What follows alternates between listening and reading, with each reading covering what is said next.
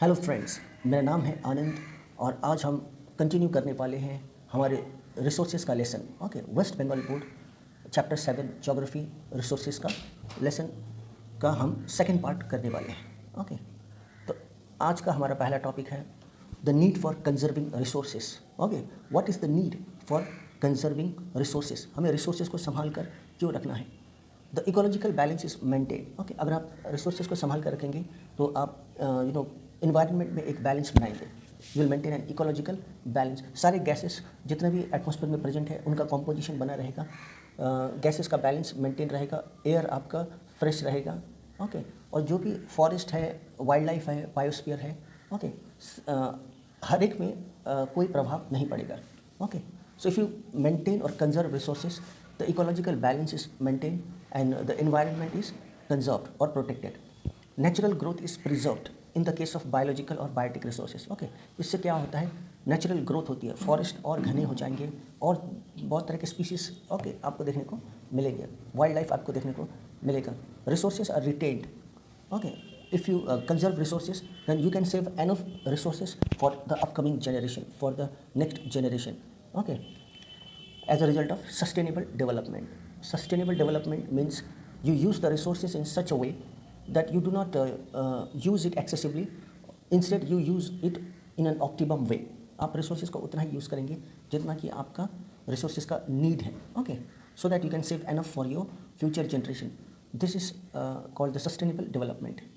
दूसरी बात है economic growth gets accelerated. Okay, देश का जो आर्थिक विकास होने लगेगा, ज़्यादा रिसोर्सेज हमारे पास रहेगा, so we do not have to depend on foreign countries for those resources.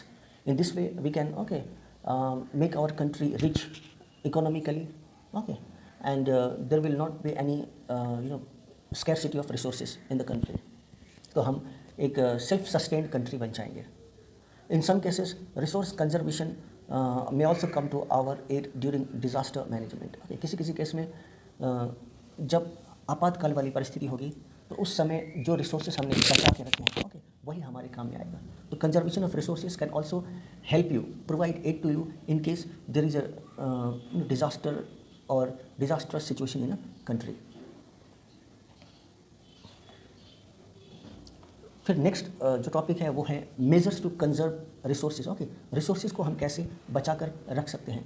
Okay, तो increase the longevity of conventional resources like coal and mineral oil by using renewable and non conventional resources like solar power and wind energy. Okay, तो conventional resources को बचाने के लिए, conventional resources मतलब ऐसे resources okay जो हम युगों से यूज़ करते आ रहे हैं और जिनकी जो अवेलेबिलिटी है लिमिटेड है, ओके, जिसकी मात्रा कम है, तो उसकी जगह हम नॉन कन्वेंशनल रिसोर्सेज का यूज़ कर सकते हैं। नॉन कन्वेंशनल रिसोर्सेज हो गए modern technology like using solar power, wind energy etcetera. Okay, ये ऐसे रिसोर्सेज हैं जो कभी ख़त्म नहीं होते।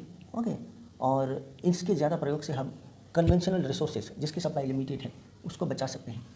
ओके, दूसरा तरीका है वेस्टेज को कम से कम रखें। ओके, अगर आप वेस्टेज को मिनिमाइज़ कर देंगे बाय यूजिंग प्रॉपर टेक्नोलॉजी तो that way also you can conserve resources. Okay, by enhancing the functional capacity of resources. If you enhance the functional capacity, अगर आप मतलब resources के functional capacity को increase कर देंगे like development of multi-purpose river valley project. Okay, तो बहुत ज़्यादा डैम्स अगर आप बना रहे हैं मल्टी वैली प्रोजेक्ट करके, ओके, बहुत सारे डैम्स अक्रॉस रिवर्स अगर बना रहे हैं तो वो क्या करते हैं, उस रिसोर्सेज को ओके उसकी यूटिलिटी को, उसकी फंक्शनैलिटी को और बढ़ा देते हैं। Reusing and recycling. ओके, जो फिफ्थ पॉइंट है दैट इज़ एक ही रिसोर्सेज को आप रिसाइकल कर सकते हैं, रीयूज़ कर सकते हैं। ओके, सो दैट आपको एक्स्ट्रा रिसोर्सेज को कंज्यूम करने की ज़रूरत ना पड़े। Okay, to collect resources by using scientific methods. Okay, ऐसे साइंटिफिक मेथड्स एडप्ट करें जिससे कि आपका ऑप्टिमम यूटिलाइजेशन हो रिसोर्सेज का and there is minimum wastage. Okay, so unscientific methods follow करेंगे, अनप्लान्ड वे में अगर आप रिसोर्सेज को यूज़ करेंगे तो ऐसे में एक्सेसिव वेस्टेज होने का चांसेस बढ़ता है। So always follow scientific method. Okay, and collect resources by applying scientific methods. Conserve resources by implementing government policies. Okay, तो फिर सरकारी पॉलिसीज़ को फॉलो करते हुए आप रिसोर्सेज को कंजर्व कर सकते हैं। Okay, you can also protect resources from natural disasters. किसी भी नेचुरल डिजास्टर से आप रिसोर्सेज को प्रोटेक्ट कर सकते हैं। Control population growth so that demand for resources gets reduced. Okay, और तरीका ये भी है कि हम फ्यूचर में पॉपुलेशन पर कंट्रोल रखें ताकि लोगों का डिमांड कम हो, और कम डिमांड की वजह से रिसोर्सेज का जो यूज़ है, जो कंजम्पशन है, वो भी कम हो जाएगा। तो इस तरह से भी हम रिसोर्सेज को बचा सकते हैं। Okay,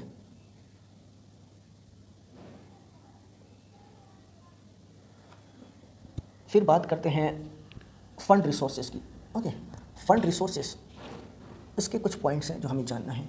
okay, fund resources are used as raw material in industries. Fund resources ऐसे रिसोर्सेज है जिसका यूज़ इंडस्ट्रियल यूज़ में ज़्यादा होता है। ओके, फंड रिसोर्सेज का यूज़ इंडस्ट्रीज़ में ज़्यादा होता है। इस वजह से फंड रिसोर्सेज जो होते हैं, okay, they are responsible for causing pollution in the atmosphere. क्योंकि जो भी रिसोर्सेज इंडस्ट्रियल पर्पस में यूज़ होता है वो कहीं ना कहीं एटमोसफियर को या फिर एनवायरनमेंट को अफेक्ट करता है, नुकसान पहुंचाता है। Okay, the amount of fund resources are limited and specific. जो फंड रिसोर्सेज होते हैं वो बहुत स्केर्स होते हैं, लिमिटेड इन क्वांटिटी होते हैं, इसलिए बहुत जुडिशियसली, बहुत वाइजली उसका यूज़ करना होता है। Okay, fund resources gets used up due to gradual और रेगुलर यूज़। अगर उसका रेगुलर यूज़ हो और एक्सेसिव यूज़ हो, देन दिस रिसोर्सेज में get used up. These resources are available in specific places. You cannot find fund resources everywhere in the world. Okay, these are available only at specific places. Okay, fund resources are used as material, and the use of such resources can cause pollution. So this was all about fund resources. Okay, fund resources के बाद चर्चा करते हैं flow resources के बारे में। Okay, flow resources ये ऐसे रिसोर्सेज हैं जो एक पर्टिकुलर प्लेस में, ओके, एक स्पेसिफिक प्लेस में ही नहीं पाए जाते। ये यूनिवर्सल इनकी अवेलेबिलिटी होती है। Flow resources are available universally, they can be found everywhere. Okay, flow resources are used to generate, okay, electric power. Power generation में फ्लो रिसोर्सेज का ज़्यादा यूज़ होते हैं। ओके, और ये क्योंकि कम एमिशन करते हैं, टॉक्सिक गैसेस रिलीज नहीं करते, इसलिए they are eco friendly. Okay, the amount of flow resources is unlimited. जो फ्लो रिसोर्सेज होती हैं उनकी अवेलेबिलिटी इन प्लेंटी होती है, एबंडेंट होती है, ये बहुत ज़्यादा मात्रा में होती है। Okay, they are indefinite and unlimited. Flow resources they do not get used up, okay, due to regular use. उस एक्सेसिव यूज़ करने पर, unlike fund resources limited quantity में है, एक्सेसिव यूज़ की वजह से उनकी जो क्वांटिटी है, ओके, वो कम हो सकती है या कम्प्लीटली यूज्ड अप हो सकती है। लेकिन फ्लो रिसोर्सेज जो होती है, इनके स्लो यूज़, ग्रेजुअल यूज़ या रेगुलर यूज़ करने पर भी ये ख़त्म नहीं होती। ओके, ये सिर्फ वक्त के साथ ही ख़त्म हो सकते हैं। रेगुलर यूज़ से ये जो सप्लाई ऑफ रिसोर्सेज है, फ्लो रिसोर्सेज, ये ख़त्म नहीं होते। ओके, और बड़ी बात क्या है, they are present everywhere. Fund resources एक स्पेसिफिक प्लेस पर, एक स्पेसिफिक जगह पर प्रेजेंट रहता है, और फ्लो रिसोर्सेज हर जगह प्रेजेंट रहता है। Okay, that is the basic difference. फिर बात करते हैं कन्वेंशनल सोर्सेज ऑफ एनर्जी के बारे में। Okay, conventional sources of energy, this type of energy. ये कन्वेंशनल सोर्सेज का मतलब ये है ऐसे एनर्जी सोर्सेज जिसका इस्तेमाल हम लंबे समय से करते आ रहे हैं। ओके, जो हमारे एक तरह का ट्रेडिशन बन चुका है, ऐसे रिसोर्सेज का यूज़ करना और इसको अपने यूटिलिटी में लाना, अपने पर्पस को सर्व कराना यूजिंग दिस रिसोर्सेज। सो जो बहुत ओल्डन टाइम से यूज़ में है, प्रचलन में है। ओके, जो that has been in use for a very long period of time. They are called conventional sources of energy. For example, coal and petroleum. अगर हाइड्रो इलेक्ट्रिसिटी को छोड़ दिया जाए, then the use of all other conventional sources of energy, जितने भी conventional sources of energy हम use में लाते हैं, except for hydro electricity, all of them cause environmental pollution. Okay, ये सब कुछ environmental pollution के लिए responsible होते हैं। conventional sources हमें, ओके, यूटिलिटी तो बहुत ज़्यादा देते हैं, ये हमारे बेनिफिट में है। ओके, हमारे डिमांड को फुलफ़िल करते हैं, लेकिन इसका नेगेटिव साइड ये है कि एनवायरनमेंट को बहुत ज़्यादा पोल्यूट करते हैं। Okay, sources of this type of energy are exhaustible. Okay, जो कन्वेंशनल सोर्सेज जो होते हैं, ओके, कन्वेंशनल सोर्सेज जो ट्रेडिशनल मेथड्स हैं, ओके, एनर्जी ऑब्टेन करने का, कन्वेंशनल सोर्सेज बहुत लिमिटेड होती है सप्लाई में। ओके, और इनका जो ओवर एक्सप्लॉयटेशन या एक्सेसिव यूज़ जो है, इनको ख़त्म कर सकता है। Except for hydroelectricity. Hydroelectricity runs for a longer time. Okay. Non-conventional sources of energy. On the other side, we have non-conventional sources of energy. This type of energy has gained popularity. Okay. This is gaining popularity. Okay. Non-conventional means modern technology. Okay. Conventional मतलब जो बहुत पहले से चलता आ रहा था, और non-conventional का मतलब होता है ये new sources of energy है, newly developed sources of energy है। Okay. ये basic difference है conventional and non-conventional sources में। This type of energy has gain popularity, जो अभी अभी रिसेंटली पॉपुलर हुई है और जो रिसेंटली ट्रेंड में आई है, यूज़ में आई है, that is non conventional. For example tidal energy, तो अगर आपको एग्जाम्पल पूछ लिया जाए नॉन कन्वेंशनल सोर्स का, so the best example is the tidal energy, okay, energy from the sea water से जो एनर्जी आप निकाल रहे हैं, सी वेव से जो एनर्जी प्रोड्यूस कर रहे हैं, that is tidal energy. The use of non conventional sources of energy does not cause pollution, okay, unlike conventional sources of energy, okay, जो सप्लाई में तो लिमिटेड होती है और उसका डार्क साइड क्या है, वो पॉल्यूशन क्रिएट करती है, but non conventional sources, okay, they are eco friendly, वो किसी भी तरह का पॉल्यूशन कॉज नहीं करते, okay. Some of this energy are inexhaustible, कुछ एक non conventional sources of energy ऐसे हैं जो एबंडेंस में है, प्लेंटीफुल सप्लाई में है और कभी खत्म नहीं होंगे, ओके। फिर नेक्स्ट टाइप ऑफ रिसोर्सेज जो है दैट इज कॉल्ड पर्सनल और इंडिविजुअल रिसोर्सेज। पर्सनल रिसोर्सेज ऐसे रिसोर्सेज होते हैं जो किसी एक इंडिविजुअल को ही बिलोंग करता है, उसका यूज़ कोई बाहर वाला नहीं कर सकता, okay. Personal resources are owned और कंट्रोल्ड बाय एन इंडिविजुअल, कोई पर इंडिविजुअल है जो उसको ओन कर रहा है, कंट्रोल कर रहा है, so this is personal resource. Example, your house, आपके घर के मालिक आप खुद हैं, ओके, आपके घर पर किसी भी तरह का कोई अधिकार बाहर वाला जमा नहीं सकता, हालांकि ये रिसोर्स है लेकिन ये पर्सनल है, ये सिर्फ आपको बिलोंग करता है। आपकी गाड़ी, आपका ज्ञान, आपकी शिक्षा, everything is a personal resource. The social durability of this type of resource is low, okay. तो इसकी जो ड्यूरेबिलिटी होती है सोसाइटी में बहुत लो होती है। Its use is restricted to one और अ फ्यू पर्सन्स, बहुत कम लोगों के पर्सनल रिसोर्सेज पर मालिकाना जो हक होता है वो कुछ लोगों का ही होता है। This resource is created by an individual, ये रिसोर्स इंडिविजुअल खुद से क्रिएट करता है और ही gets it as heredity, okay.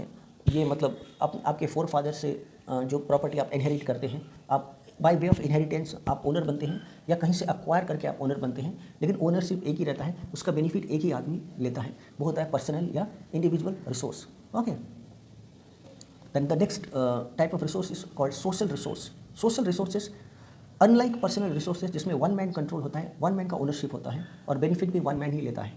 Social resources are own and controlled by the whole of the society, पूरी की पूरी सोसाइटी इसका बेनिफिट लेती है और पूरा ओनरशिप सोसाइटी के पास होता है। For example schools, okay, schools पर एजुकेशन लेने के लिए कोई एक बच्चा नहीं जाता, ओके, पूरा का पूरा मोहल्ला या पूरा शहर के बच्चे एक स्कूल में पढ़ सकते हैं, so this becomes a social resource.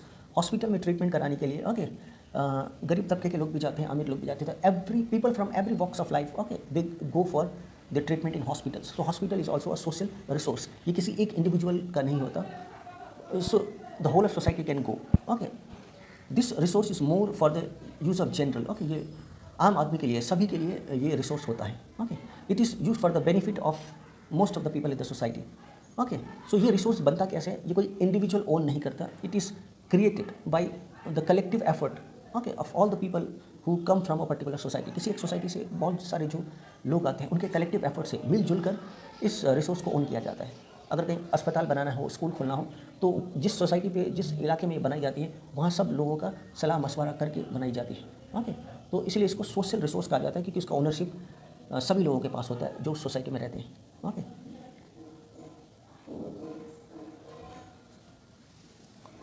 फिर जो नेक्स्ट पॉइंट है हमें डिस्कस करना है that is decreasing use of conventional sources of energy. Conventional sources of energy जिसकी चर्चा हमने कुछ देर पहले की। कन्वेंशनल सोर्सेज मतलब पुराने तरीके, ओके, और एनर्जी ऑब्टेन करने के जो पुराने मेथड्स हैं using fossil fuels like coal and petroleum, इनका यूज़ धीरे धीरे करके कम हो रहा है, ओके, और हम नॉन कन्वेंशनल की तरफ बढ़ रहे हैं, मॉडर्न मेथड्स की तरफ बढ़ रहे हैं। So why is there is decrease in the use of conventional resources, उसकी चर्चा करने वाले हैं। पहला कारण है depletion, okay. Conventional energy sources supply में लिमिटेड होता है, इसलिए उसको बचाने के लिए अभी हम शिफ्ट हो गए हैं नॉन कन्वेंशनल सोर्सेज की तरफ, okay. Conventional sources are limited in supply. For example coal and mineral oil, ये नेचुरल प्रोसेस से डेवलप होते हैं, ओके। नेचर खुद इनको तैयार करता है, इसे इंसान तैयार नहीं होता। कोयला जो है, पेट्रोलियम जो है, these are all products of nature, okay, किसी फैक्ट्री में तैयार नहीं होता। तो जो नेचर से आती हैं उनकी सप्लाई वैसे ही लिमिटेड होती है। अगर आपने उसका एक्सेसिव यूज़ कर लिया तो फ्यूचर में आपके पास कोई टेक्नोलॉजी नहीं है जिससे कि आप इसको रिप्लेनिश कर सकें या इसे दोबारा तैयार कर सकें। सो डिप्लीशन एक कारण है, घटती हुई जो सप्लाई है वो रीज़न है कि हम कन्वेंशनल सोर्स को यूज़ क्यों नहीं कर रहे हैं, ओके। दूसरा रीज़न है pollution, okay. Conventional sources of energy जो है बहुत ज़्यादा एटमॉस्फेयर में पॉल्यूशन क्रिएट करती है, ओके, टॉक्सिक गैसेस रिलीज करती हैं, इसलिए इको फ्रेंडली नहीं होते। तीसरा जो बड़ा कारण है इसके यूज़ को कम करने का, that is it is very expensive, okay. Unlike non conventional sources, okay, conventional sources से अगर आप एनर्जी ऑब्टेन करते हैं तो इसमें खर्चा ज़्यादा पड़ता है, ओके, ये एक्सपेंसिव होता है। उसके बाद जो दूसरी चर्चा हम करेंगे that is about the mineral resources. तो पहला मिनरल रिसोर्सेज जो हम डिस्कस करने वाले हैं that is iron ore, okay, iron ore के बारे में। तो आयरन ओर जो होता है, ओर का मतलब होता है इम्प्योर आयरन, ओके, आयरन जो इम्प्योर फॉर्म में, इम्प्योर स्टेट में है, जिसके ऊपर बहुत सारे इम्प्यूरिटीज़, डस्ट, ओके, और बहुत सारे दूसरे कंपाउंड्स जुड़े हुए हैं, तो उसे ओर कहते हैं।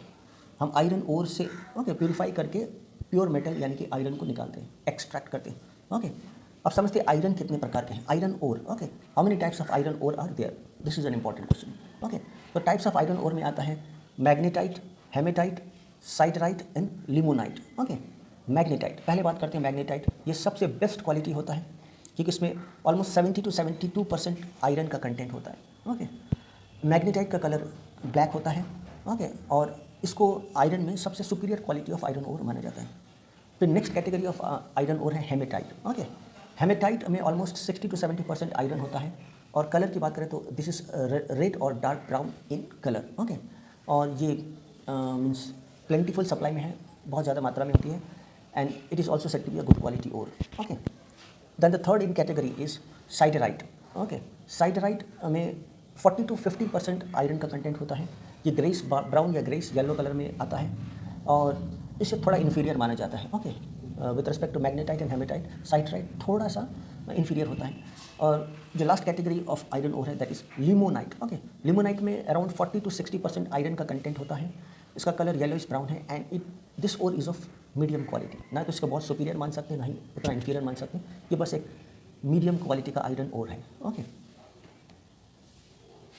फिर बात करते हैं आयरन ओर का यूजेस हम कहाँ पर कर सकते हैं। ओके, इस ओर को हम मेल्ट करके प्योर आयरन निकाल सकते हैं। ओके, और उस प्योर आयरन से दो तरह का आयरन यानी कि कास्ट आयरन और पिग आयरन तैयार होता है। ओके, कास्ट आयरन थोड़ा सा इन्फीरियर होता है।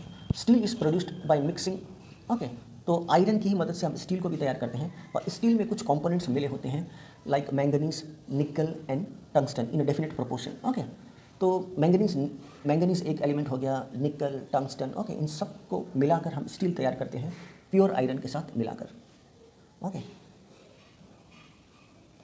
फिर आयरन ओर का यूज़ और कहाँ कहाँ हो सकता है। आयरन का यूज़ हम कर सकते हैं बॉयलर्स में, रेडिएटर्स में, ओके, जहाज़ बनाने में, रेलवे इंजन में, wheels of trains, cycles, okay, agricultural tools में इसका यूज़ होता है, ट्रैक्टर्स, एक्सेस, प्लाउस वगैरह। ओके, और डोमेस्टिक यूज़ भी है, जैसे पेयर ऑफ सीजर्स होता है, नाइफ्स, नीडल्स। ओके, फिर कंस्ट्रक्शन में इसका यूज़ होता है, जैसे कंस्ट्रक्शन साइट्स में, बड़े बड़े बिल्डिंग्स में मोटे मोटे रॉड्स जो बनते हैं वो आयरन रॉड्स होते हैं। फ्रीज में इसका यूज़ होता है और व्हीकल बनाने में। ओके, ज़्यादातर जो प्रयोग है ऑटोमोबाइल इंडस्ट्री में आपको आयरन ओर का यूज़ देखने को मिल सकता है। व्हीकल्स के प्रोडक्शन में like transportation vehicles like buses, trucks, automobiles etcetera. Okay, इसके अलावा ये ब्रिज के कंस्ट्रक्शन में, बड़े बड़े टावर के कंस्ट्रक्शन में इसका यूज़ हो सकता है। अगर बात की जाए किन किन राज्यों में ओके इनकी माइनिंग होती है, कहाँ कहाँ से हम आयरन ओर को ऑब्टेन कर सकते हैं, तो ये इसमें पहला नाम आता है उड़ीसा का। ओके, उड़ीसा में माइनिंग जो होती है आयरन की, ओके, सबसे ज़्यादा होती है, इसलिए उड़ीसा नंबर 1 पर आता है आयरन माइनिंग। ओके, माइनिंग के केस में कुछ खास जगह है जैसे बागियाबुरु, ठाकुरानी, किरीबुरी, ओके, क्योंझर डिस्ट्रिक्ट, ये सब वो जगह हैं उड़ीसा में जहाँ पे आयरन की माइनिंग होती है। ओके, फिर नेक्स्ट है आपका Chhattisgarh. Okay, Chhattisgarh holds the second position iron ore की माइनिंग में। छत्तीसगढ़ आफ्टर उड़ीसा आता है सेकंड पोजीशन पर। कुछ जो क्षेत्र हैं जहाँ इसकी प्रोडक्शन होती है वो है दाली राजहर्ग जो कि दुर्ग डिस्ट्रिक्ट में है, बाइलाडीला, राव घाट, ओके, जो कि बस्तर डिस्ट्रिक्ट में है, एक्सेट्रा एक्सेट्रा। ओके, फिर कर्नाटक में भी आपका आयरन ओर का प्रोडक्शन होता है। कर्नाटका तीसरे नंबर पर आता है after Orissa and Chhattisgarh. Karnataka is third in rank okay in production of iron ore. Karnataka में कौन कौन सी जगह खास हैं? Okay, Baba Budangiri, Chikmagalur district, okay, Sandur Hospet, Donimalai, Devagiri, Kumaraswamy and Ramandurg in Bellary, okay, Huliyar, Kudremukh in Chitradurga district, Arasul, okay, ये सब वो जगह हैं जहाँ पर आयरन ओर की माइनिंग होती है इन कर्नाटका। ओके, और आप मैप पर भी देख सकते हैं। ओके, आप स्क्रीन में आपको इंडिया का मैप दिख रहा है और इस मैप में वो सारे जगह दिख रहे हैं जहाँ पे आयरन ओर का एक्सट्रैक्शन होता है। ओके, तो वीडियो को पॉज करके आप मैप को अच्छे से स्टडी कर लीजिएगा। Okay, these are those places where okay extracting of iron ore is carried out.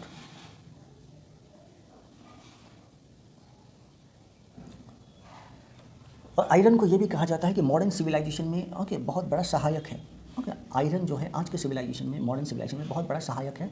Iron is the carrier of modern civilisation. Okay, because there are plenty of uses of iron. Okay, इतने सारे uses, मतलब iron को आप okay industry का backbone कह सकते हैं, क्योंकि आयरन एक ऐसा रॉ मटेरियल है ओके जो किसी भी बड़े बड़े कंस्ट्रक्शन साइड में, ओके बड़े बड़े बिल्डिंग्स में जिसका यूज़ मैंडेटरी है. विदाउट आयरन ओके कोई स्ट्रक्चर, कोई इमारत टिक ही नहीं सकती. So you can call it the carrier of modern civilisation. आज का जो मॉडर्न सिविलाइजेशन है वो टिका हुआ है आयरन पर. Okay, because it has so many uses that modern age को ही, आज के इस युग को, इस प्रेजेंट एज को, मॉडर्न एज को नाम दिया गया है iron age. Okay, iron age in modern civilisation and industrialisation. Iron is use to manufacture pig iron. Okay, iron, host of industries is dependent on iron. जो मशीनरी बनाते हैं, tools बनाते हैं, they are all automobile industry, heavy engineering goods बनाने वाली industry, all are dependent on iron. Okay, फिर जो next important topic है that is why do we call iron fund resource. Okay, iron को फंड रिसोर्स क्यों कहते हैं. Okay, why do we call iron as a fund resource. Fund resources कैसे होते हैं. Fund resources are those resources that है limited in supply.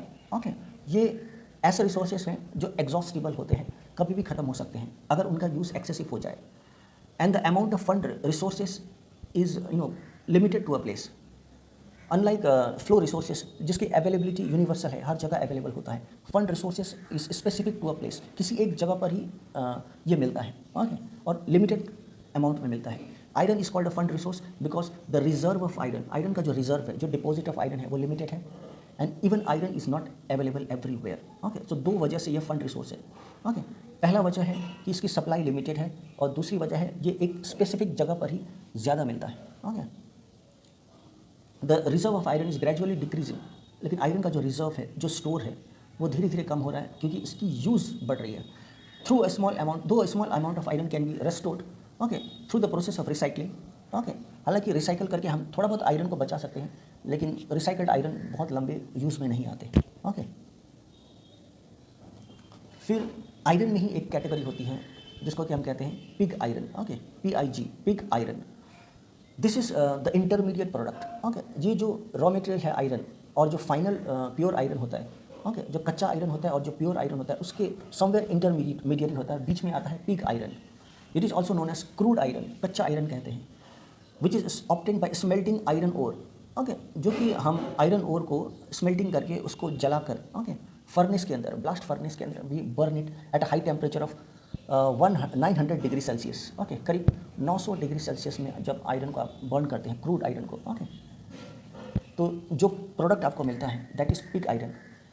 और pig iron को बहुत प्योर माना जाता है. ओके, क्योंकि इसमें पिग आयरन के अंदर कार्बन का कंटेंट बहुत ज़्यादा होता है. ओके, इसलिए इसे कार्बन का प्योर फॉर्म माना जाता है.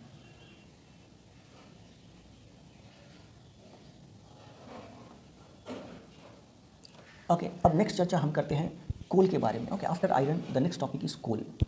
कोल जो होता है ये एक तरह का फॉसिल फ्यूल है और इसकी सप्लाई भी बहुत लिमिटेड होती है क्योंकि ये भी कैसा है, नॉन रिन्यूएबल है. ओके, ये रिसोर्स ऐसा है कि अगर आपने इसका एक्सेसिव यूज़ कर लिया तो हो सकता है आने वाले समय में आपको ये अवेलेबल ना हो. ओके, सो कोल की चर्चा करें तो इसके 4 कैटेगरीज हैं. Okay, from the superior to the lowest quality there are 4 categories of coal. Okay, सबसे सुपीरियर क्वालिटी में सबसे टॉप पर है आपका एंथ्रासाइट. ओके, कोल का जो बेस्ट कैटेगरी है that is anthracite coal. Anthracite it is the best quality of coal because इसमें कार्बन कंटेंट मैक्सिमम होता है अबाउट 95%. ओके, बट ये इंडिया में बहुत कम दिखता है. ओके, एंथ्रासाइट की जो क्वालिटी है इंडिया में कम है.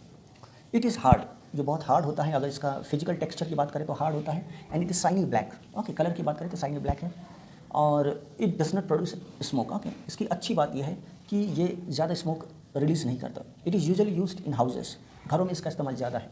ओके, ठीक है, तो डोमेस्टिक पर्पस में एंथ्रासाइट का यूज़ होता है. It is the best quality coal. Next in this category is bituminous coal. Okay, bituminous.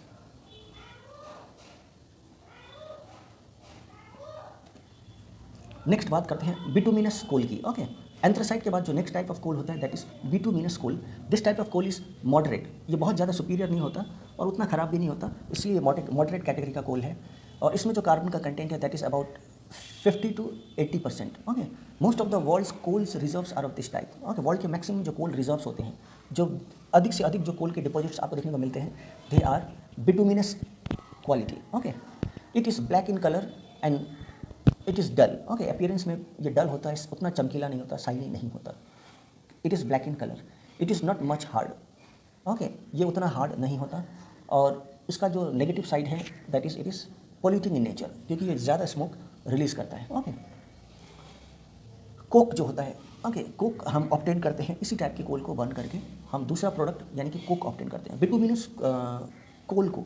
Okay, अगर आप लिमिटेड सप्लाई ऑफ एयर में बर्न करते हैं, उसका डिस्ट्रक्टिव डिस्टिलेशन करते हैं। डिस्ट्रक्टिव डिस्टिलेशन मतलब कम से कम ऑक्सीजन की सप्लाई में, एयर की सप्लाई में उसको बर्न करते हैं, तो जो प्रोडक्ट मिलता है बिटुमिनस कोल से, जो नेक्स्ट प्रोडक्ट निकल के आता है आफ्टर बर्निंग इट, ओके, तो उसे कोक कहते हैं। और कोक का यूज़ सबसे ज़्यादा होता है आयरन एंड स्टील इंडस्ट्री में। Okay, coke is used majorly in iron and steel industry. It is also use to produce water vapour. Okay, coke की मदद से हम वाटर वेपर भी प्रोड्यूस करते हैं and the by products are obtain from this type of coal. Okay, बहुत तरह के बाई प्रोडक्ट्स इससे तैयार किए जाते हैं। ओके, फिर जो थर्ड कैटेगरी ऑफ कोल है that is called lignite. Okay, lignite is inferior in quality, ये थोड़ा सा इन्फीरियर हो जाता है। ओके, बिटुमिनस एंथ्रासाइट के मुकाबले ये थोड़ा सा इन्फीरियर है, लो क्वालिटी का है। And the carbon content is about 35 to 50%, और इसके अंदर जो कार्बन का कंटेंट है वो 35 से 50 के आसपास है। इट इज़ ब्लैक और ब्राउन इन कलर।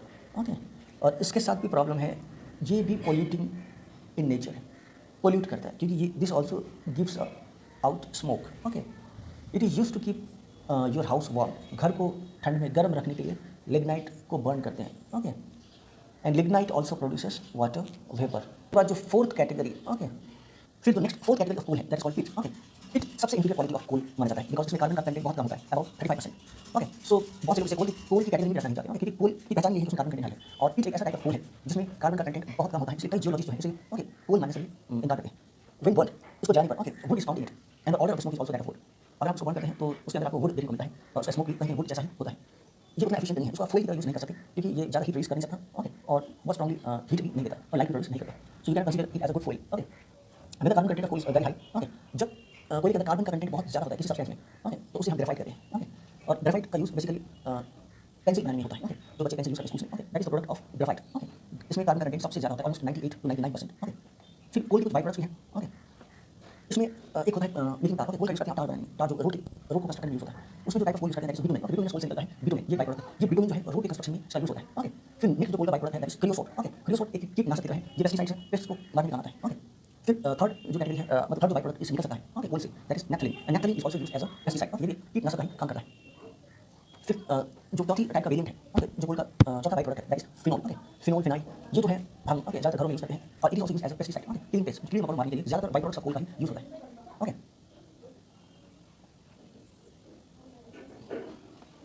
और कोल अच्छा, अब ज्योग्राफिकल रीजन की बात करें जहाँ कोल की अवेलेबिलिटी है, तो the important places Damodar valley. Okay, Damodar valley के अंदर जो जितने जगह हैं they are major coal producing areas, जिसमें आता है Jhajha, Bokaro, Karanpur, Ramgarh, Asansol, okay, Raniganj. So all these are coal producing areas. Jharkhand holds the first position in coal mining. और कोल माइनिंग की बात करें तो remember Jharkhand holds the top position. Okay, अगर कोल प्रोड्यूसिंग स्टेट्स की बात की जाए तो वेस्ट बंगाल चौथे नंबर पे है। Okay, among the coal producing states West Bengal stands in the fourth position, और Orissa is the second rank. Okay, Orissa में जो महानदी वैली है, ओके, वो मेजर कोल प्रोड्यूसिंग रीजन बन जाता है, मेजर कोल प्रोड्यूसिंग एरिया आता है। उसके अंदर है तालचर, संबलपुर और Korba. Okay, Korba is in Chhattisgarh. So these are major coal producing areas. Okay, and friends you can see on your screen there is a map of India. Okay, इसमें ऐसे places को highlight किया गया है, दिखाया गया है। those are major coal extracting regions. Okay, जहाँ से कोल को माइनिंग करके निकाला जाता है, आप मैप में देख सकते हैं, ये वो regions हैं, okay, जहाँ से कोल को ऑब्टेन किया जाता है।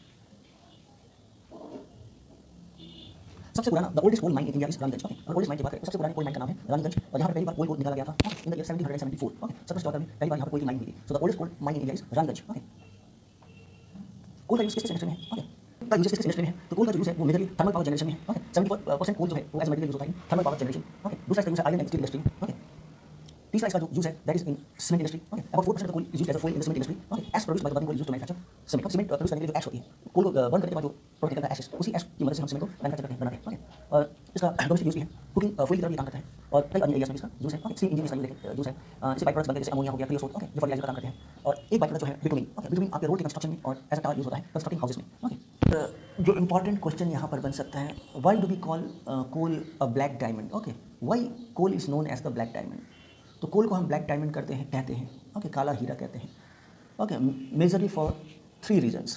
पहला है coal and diamond are made of carbon. Okay, दोनों ही, डायमंड का मेन कंटेंट कार्बन है, तो कोल भी कार्बन का ही बना है, इसलिए इसे डायमंड कहते हैं, black diamond. Okay, 1 mark question बन सकता है, coal is called black diamond. Okay, similarly petroleum is called liquid gold.